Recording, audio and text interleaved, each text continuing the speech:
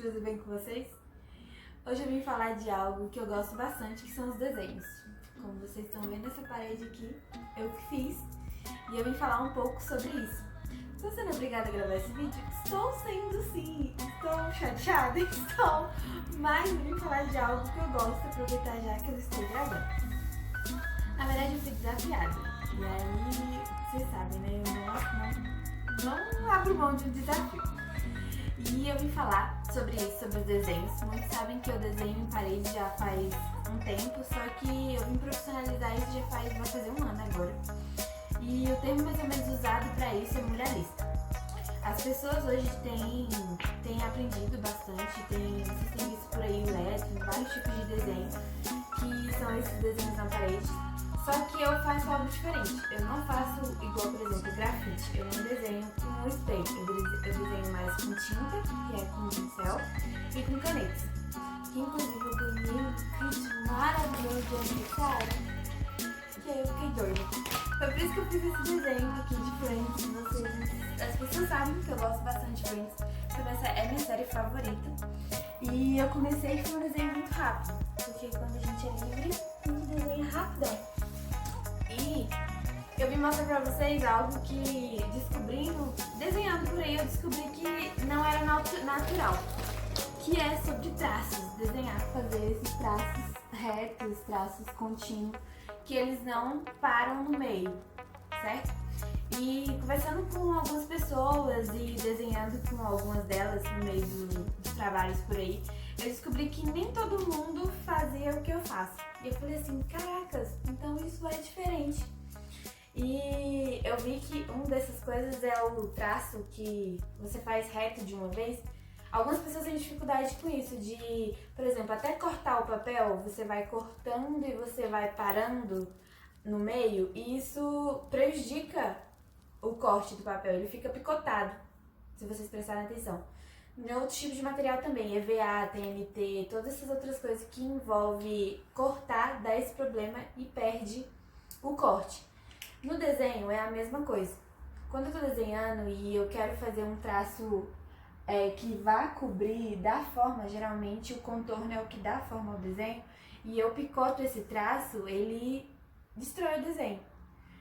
Por exemplo, quando eu vou desenhar a lápis, a gente tem a mania de fazer aqueles traços que a gente vai fazendo assim, tipo, pra ir fazendo a forma, certo?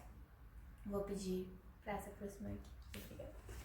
Por exemplo, eu vou desenhar uma caixa, então eu pego e vou fazendo assim pra eu ter mais facilidade. Eu nunca tive essa mania de fazer isso, porque eu acho que eu erro muito mais se eu vou fazendo assim. Então, eu já faço logo de uma vez,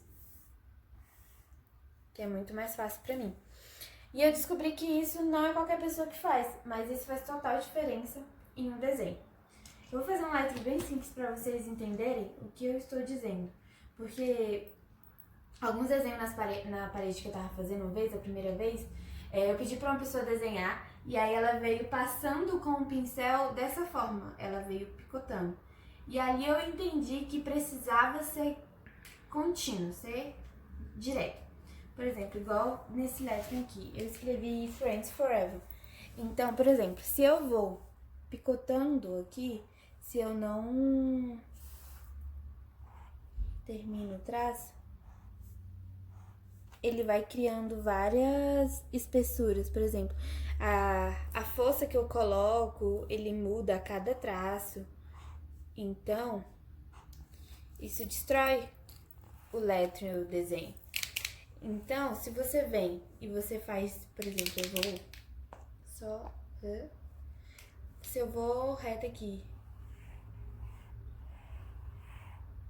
Tá vendo que já tem uma diferença para o outro que eu picotei e para o que eu fui reto? Ele já dá um movimento melhor. Igual eu vou fazer aqui, ó, o R de novo. Eu passei por cima e ele já veio melhorando aquilo que eu tinha picotado.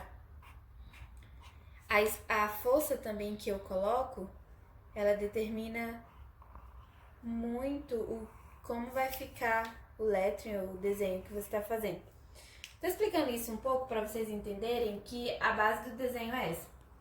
Por exemplo, se eu desenho traços finos ou grossos, traço grosso eu preciso colocar mais força. Traço fino eu preciso ser mais leve. Mas se eu vou fazer o contorno de qualquer desenho, das letras ou qualquer coisa, eu tenho que ser contínua. Então, se eu quero fazer um lettering que dê certo e que fique parecido com aqueles que a gente geralmente vê na internet, eu tenho que ser contínua. Então, por exemplo, é legal você fazer um rascunho. Eu fiz esse rascunho aqui para vocês mais ou menos terem a ideia do que estava escrito. Então, por exemplo, aqui é Forever. Então, eu já tenho escrito. E não tem problema você sair do rascunho que você fez, porque no meio do caminho você vai entendendo o que pode ficar melhor. E aí aqui, como a Posca ela não é o tipo de ponta para fazer lettering, eu tenho que vir consertando o lettering, né? Então eu vou engrossar mais. Então o que eu vou fazer? Eu vou pintar aqui agora. Até eu pintar, você tem que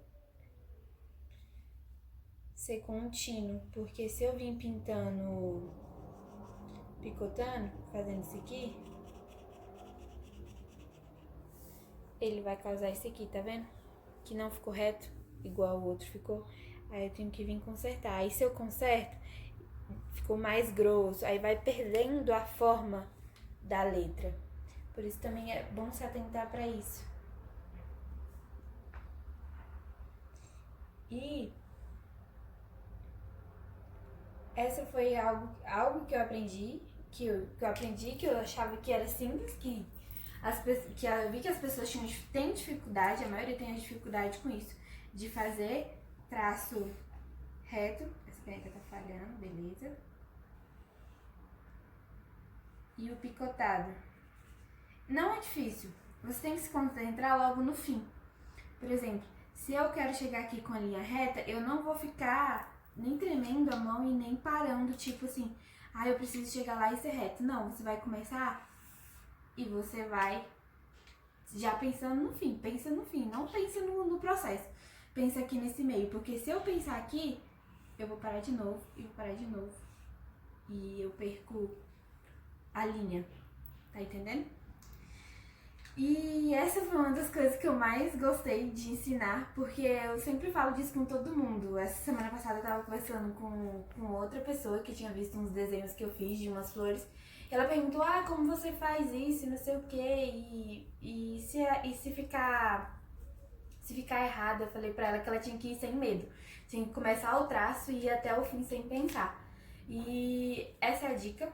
Eu vou trazer mais vídeos pra vocês de coisas que eu tenho aprendido com a minha experiência por aí, mas não desistam, é possível vocês fazerem essa parede na casa de vocês, acredite, sério.